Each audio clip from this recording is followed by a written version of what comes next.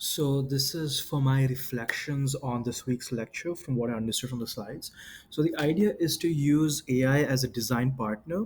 So, I'm going to explain what I understood to use AI not just as a pure play designer, but as an AI practitioner trying to get AI to be my designer for me. So it's to sort of create an evolution of professional mindset. So for me, the biggest takeaway was this transition from operator to strategist, right? Like as someone who's deeply into AI, it's easy for me to get stuck into the actual operator mindset, which is like task oriented, execution focused, things like tweaking model parameters, cleaning data, running scripts. But the real value actually comes from being a strategist, which is that visionary thinker who makes data informed decisions and actually embraces collaboration. So for me, that means instead of just building a model that works, that does something, I ask questions. Why are we building this? What consumer problem does this solve?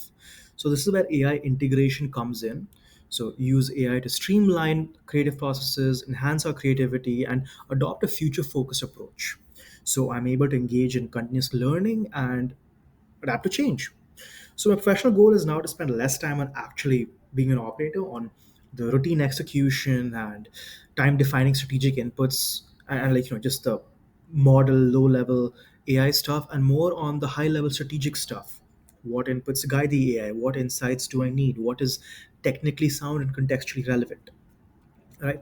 So this sort of impacts how I work as well, because the way traditional methods really work is that they're very manual, very labor intensive. They take a long time. And as an AI student, I think about optimization. That's my heart and soul, right? I want optimization of machines everywhere. So this is optimization at like a human level.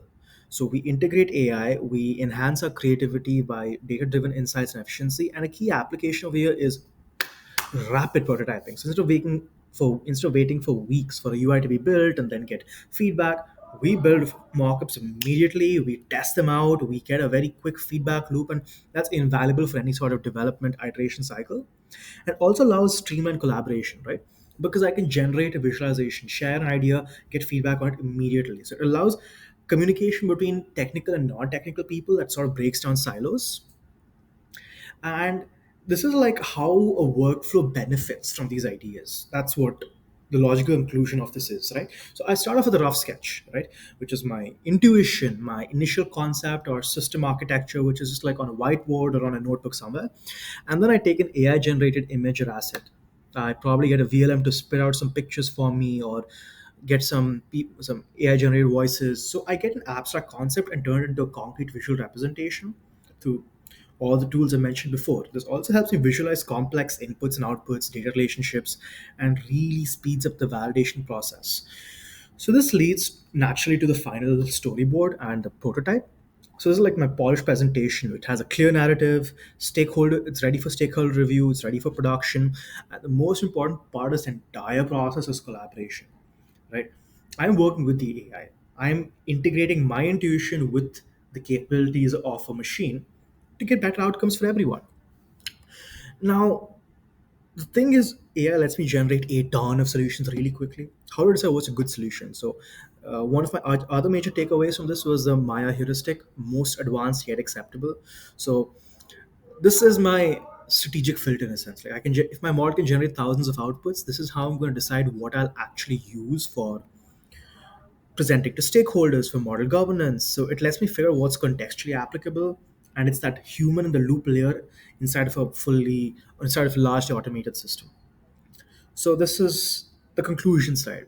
So I now have a new framework. Instead of moving as an operator, I'm going to try and transition towards a strategist. I know how it's going to impact my workflow, and now I have the principle of Maya to guide my innovation. That is by and large my takeaway from these lectures. I did use Canva to help me generate the slides, but I had the concepts beforehand, and then I was making these things manually. But I hope you will permit the use of Canva over here because it is purely as a visualization aid.